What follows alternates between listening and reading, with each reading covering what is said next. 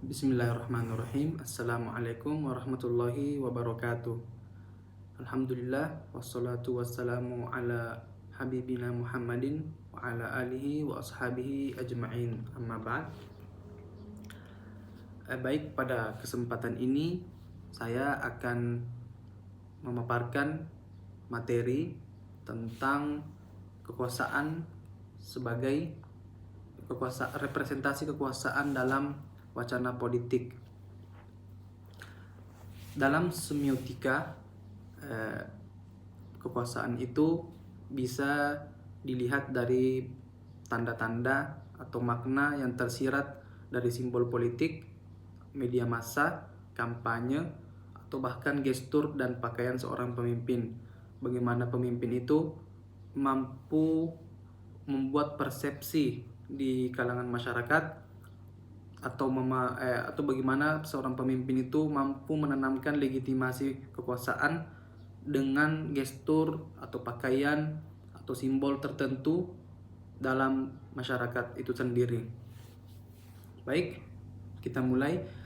Kekuasaan sebagai tanda dalam semiotika. Dalam semiotika, tanda memiliki 3 dimensi utama, yaitu penanda, signifier, dan petanda, signifier, dan makna.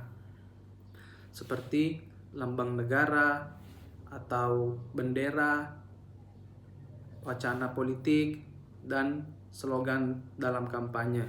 Bagaimana pemimpin itu bisa meraih simpati dari masyarakat itu dengan gimmick yang ia buat. Itu kan tentu ada langkah-langkah tertentu atau terkait dengan budaya di masyarakat tersebut.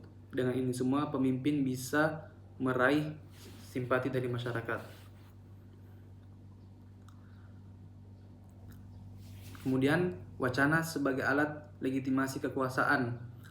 Sebagaimana yang kita tahu itu, wacana adalah ujung tombak atau senjata yang paling ampuh yang digunakan biasanya oleh para calon atau kandidat untuk meraih suara atau dapat mendapatkan massa yang banyak dari masyarakat agar bisa meluluhkan hati masyarakat dengan wacana tersebut.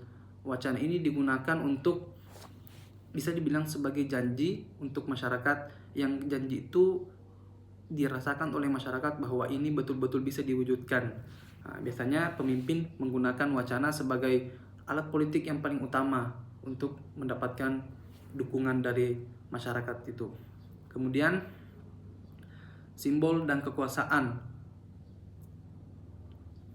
Simbol kekuasaan itu hadir dalam berbagai bentuk: lambang negara, bendera, patung, pakaian resmi, hingga gestur tertentu dari seorang pemimpin. Simbol-simbol ini memiliki fungsi yang merujuk pada ideologi tertentu atau karakter tertentu, baik secara tersirat maupun yang nampak. Kemudian lambang negara dan kekuatan simboliknya. Lambang negara seperti burung Garuda itu adalah simbol kekuasaan yang berfungsi untuk menegaskan kedaulatan atau identitas nasional. Dalam perspektif semiotika, lambang negara kita itu kan bentuknya burung Garuda. Sebagaimana yang kita tahu, burung Garuda itu burung yang memiliki penglihatan yang tajam, kemudian burung yang kuat, burung yang gagah, perkasa. Nah, itu digunakan sebagai simbol dalam negara kita itu untuk bisa membangun persepsi bahwa Indonesia itu adalah negara yang memperhatikan kemakmuran masyarakat, kemudian negara yang mampu melindungi masyarakat dan bangsa dan tanah air. Kemudian pakaian sebagai pemimpin, simbol kekuasaan. Pakaian ini biasanya pakaian resmi seperti jas dan dasi, jas hitam dan dasi.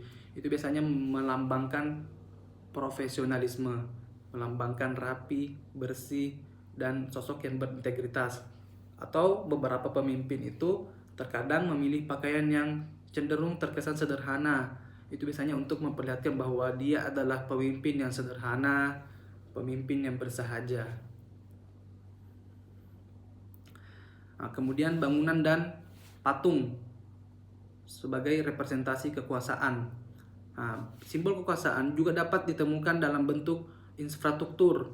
Biasanya itu berupa monumen-monumen yang biasa kita lihat di pinggir jalan.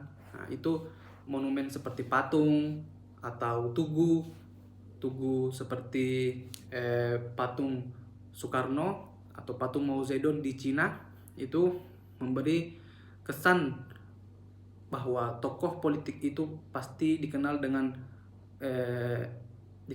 kehebatannya dari masa lalu, atau biasanya seorang revolusioner, seorang pembaharu, maka dia dikenang sampai hari ini.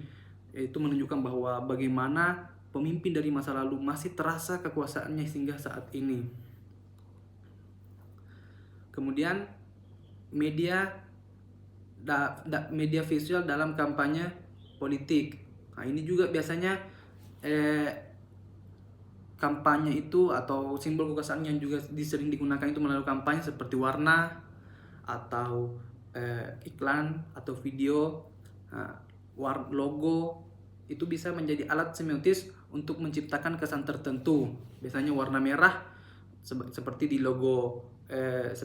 logo PDIP Perjuangan partai misal. Nah, itu kan kesannya pemberani, kuat. Kemudian kesan kuning pada logo di beberapa partai itu melambangkan kestabilan, ketenangan, dan lain-lain. Kemudian pidato politik dan pengaruhnya. Nah, pidato politik juga ini termasuk wacana yang syarat akan tanda-tanda kekuasaan. Seperti pidatonya Barack Obama yang sering menggunakan slogan Yes, we can, yang tidak hanya memobilisasi dukungan tapi juga menanamkan makna optimisme dan inklusivitas. Atau misal pidatonya Presiden Donald Trump yang itu Amerika again, Amerika kuat. Itu juga memberikan makna bahwa dia ini bisa memberikan era baru bagi kejayaan Amerika Serikat. Kemudian simbolisme dalam kampanye politik. Kampanye politik sering menggunakan simbol-simbol visual untuk memperkuat citra kandidat, warna logo atau tagline. Nah, itu tadi sebagaimana kita sampaikan ya, beberapa kandidat biasanya menggunakan warna-warna tertentu di pakaian tertentu. Nah, itu untuk memberikan kesan bagi kandidat itu sendiri, baik itu kesan lemah lembut atau kesan gagah perkasa, kesan yang berintegritas, kesan yang bisa membawa era baru di Indonesia, seperti itu. Kemudian media massa sebagai penyebar wacana kekuasaan. Nah, media massa itu biasanya memiliki peran penting juga dalam meraih suara atau meraih dukungan dari masyarakat. Biasanya para kandidat atau calon itu memilih berkampanye melalui media massa itu misalnya dengan framing tertentu atau representasi visual tertentu.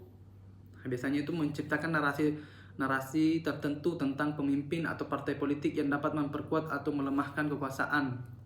Seperti Presiden Rusia Vladimir Putin itu sering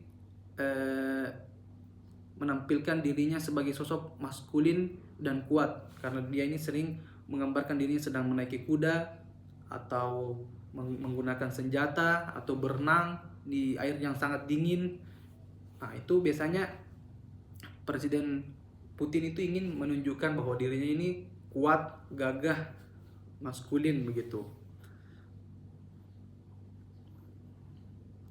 Nah, kemudian kita sampai pada kesimpulan, dan itu juga merupakan penutup dari pemaparan materi kali ini. Wacana politik adalah medan di mana tanda-tanda kekuasaan itu dimainkan untuk menciptakan legitimasi, membangun citra, mempengaruhi persepsi publik. Pendekatan semiotika memungkinkan kita untuk mengungkap lapisan makna di balik simbol, pidato, dan representasi visual dalam politik. Namun untuk memahami kekuasaan secara menyeluruh diperlukan pendekatan yang juga mempertimbangkan konteks sosial atau budaya di masyarakat tertentu.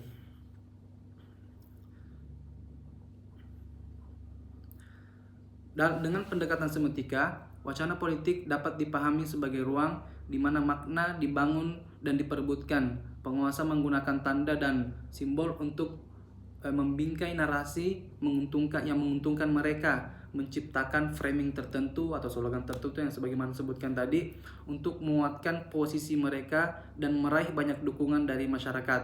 Dan ini semua tentu dengan seperti dengan gestur atau dengan pakaian atau dengan wacana atau dengan hal-hal yang lain bersifat infrastruktur, patung dan lain-lain itu.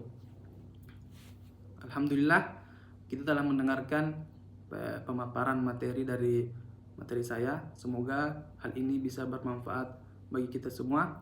Wassalamualaikum warahmatullahi wabarakatuh.